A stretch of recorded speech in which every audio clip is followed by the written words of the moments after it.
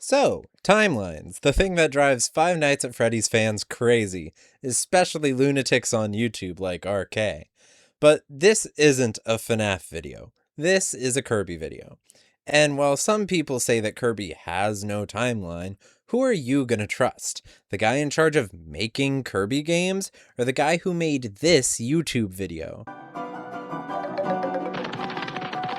Hi there, it's me, Nick, the Indescribable Channel's local theory guy, back in LEGO form because I decided I'd rather not be in front of a camera. That said, I think it's safe to say I'm an expert in the very real Kirby timeline that does exist and can be figured out definitively. So, I'd like to look at the question, how did Forgotten Lands DLC Star-Crossed World affect the Kirby timeline? And now the intro's gonna play.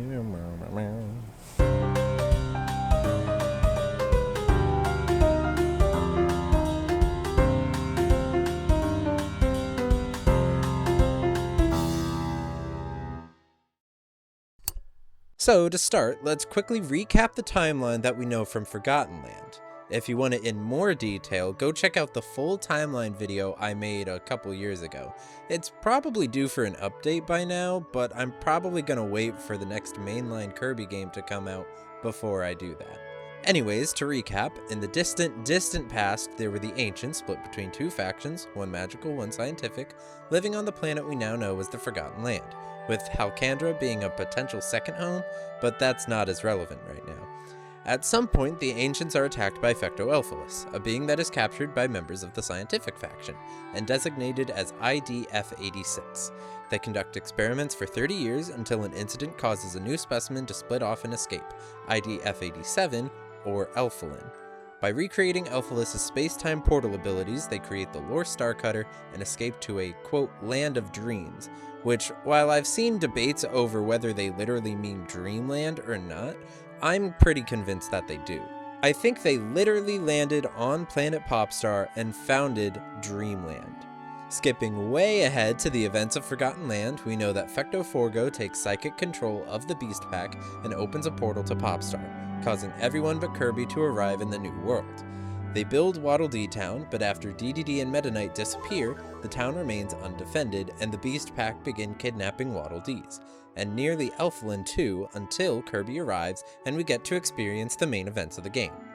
So, now that we have a baseline understanding of the timeline, let's gather what we learned from Star-Crossed World and see what changes. First things first, the Starries. We don't get a clear answer as to where they came from, just being told from a twinkling planet. We do know that long before any major events we know about, they began traveling through time and space. In Star-Crossed World, we see that they can communicate psychically with Elfilin, and the base game states that Elfilis' psychic influence is spread through the dream dimension. So, is it possible that they are made of dream matter? Who knows? We aren't really given enough information to conclude where they actually originated. So, pushing ahead in the timeline into the time of the Ancients, we're told of a legend of meteors that would later be proven true when meteors began raining and sinking continents, leaving the people of this world at risk of overpopulation. Eventually, the meteors would stop coming, but then a new threat, Fecto-Elfilis, would come to bring disaster. Fortunately, the scientific faction of the Ancients captured Fecto-Elfilis and began studying it, developing spatial warp technology. Shortly afterwards, Fecto-Elfilis called out to his sibling, Genuel Median Elfilis.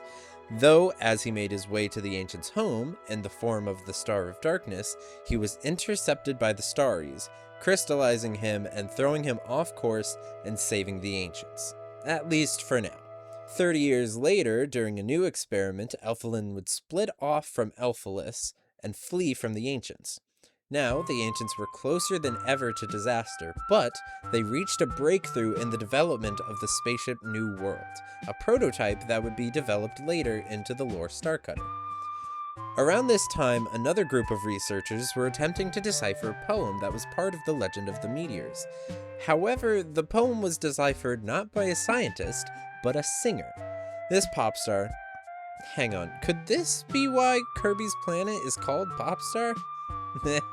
Probably not. This pop star, Nichelle, had a dream that revealed the meaning of the poem and inspired her next songs. Now, as I pointed out earlier, psychic messages get sent through the realm known as Forgo Dreams. So, could it be that the Starries revealed the meaning of the legend to Nichelle? Could it be that they were where the ancients got the legend of the meteors in the first place? It does say the Starries traveled through space and time, so maybe the Starries knew what would happen and decided to warn the ancients about their eventual fate. But possible speculation aside, back to Nichelle. Nichelle wrote 2 songs and began a third, though she would never finish it. Her songs began to inspire the people, though there would be more work to do before the people were fully ready to depart their home. Of all the areas in the game, the theme park Wondaria might be the one we get the most lore about. Between the base game and the DLC, we get a lot of details about its creation. Its construction was overseen by 3 major companies for the purpose of easing the populace into traversing space in search for a new home. Haleen Custom Autos built the rides, then Arrival Holding Company made entertainment arenas, likely referring to the big circus tent, and the third one, Lightron Works, is less specific, but it says they worked on electro, so that sounds like they were involved with lighting and other electrical workings of the park. Also, side tangent, but that name, Lightron Works Company, does make me think of the Haltman Works Company from Planet Robobot, and its description says that they split up, but that's a theory for another day. Anyways, the park was named after an author, and themed after the character of his book series, who was known for going on space adventures.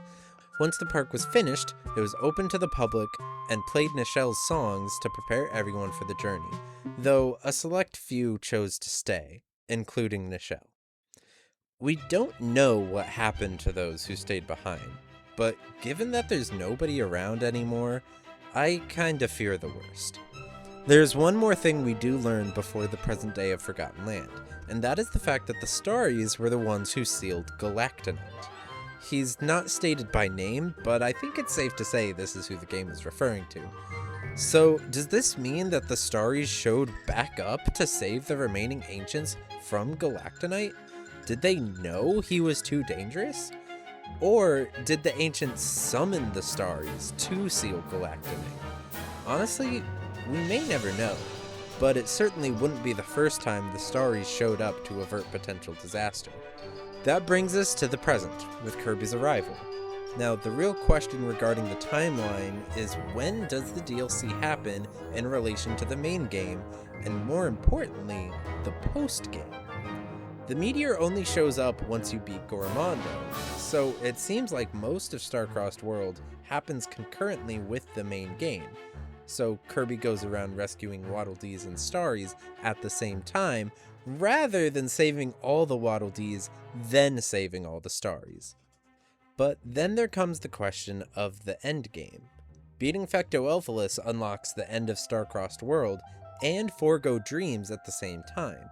So either Kirby fights Elfilis, then goes to the Forbidden Island to fight Median Elfilis, then to Forgo Dreams to save Leon and battle Morphonite, then enters the Psychic Pocket Dimension in the arena to fight Chaos Elfilis, or Kirby fights Elfilis, then Morphonite, then Median Elfilis, and finally Chaos Elfilis.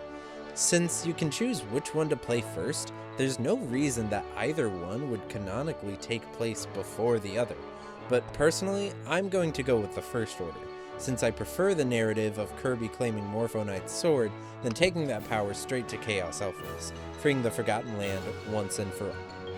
And with that, we've reached the end. Like I mentioned at the beginning, I want to work toward creating an updated timeline of the Kirby series, and this is my first step to doing just that. Until then, I hope to make more theories to explain other gaps in Kirby's lore, and I'd love to hear your feedback. Please let me know if there were any details I missed or any questions you might have. Stay tuned for more theories, and see you later.